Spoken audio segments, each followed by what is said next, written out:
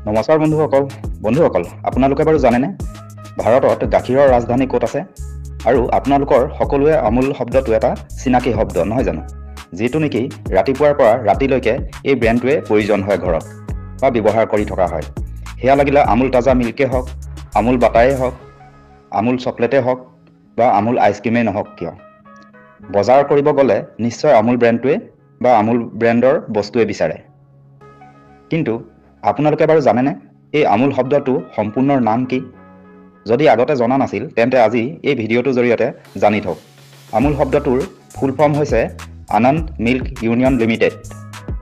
আৰু এই আনন্দ শব্দটো হৈছে গুজৰাটৰ এখন গাঁৱৰ নাম এই গাঁওখনতে ভাৰতৰ ভিতৰত অধিক গাখীৰ বা সৰ্বাধিক গাখীৰ উৎপাদন হয় আৰু ইয়াৰ বাবে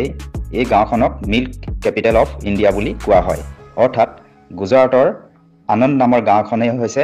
ভাৰতৰ এখন গাখীৰৰ ৰাজধানী বন্ধুসকল তথ্যখিনি জানি যদি উপকৃত হৈছে তেন্তে আনে জানিবলৈও ভিডিঅ'টো শ্বেয়াৰ কৰি দিব আৰু প্ৰতিদিনে এনে ধৰণৰ নতুন তথ্য জানি থাকিবলৈ আমাৰ ইউটিউব চেনেলটো ছাবস্ক্ৰাইব কৰি দিব আৰু যদি আপুনি আমাৰ ফেচবুক পেজটো চাই আছে তেন্তে আমাৰ ফেচবুক পেজটো ফলো কৰি দিব ধন্যবাদ পুনৰ লগ পাম অন্য এটা তথ্যৰ ভিডিঅ'ত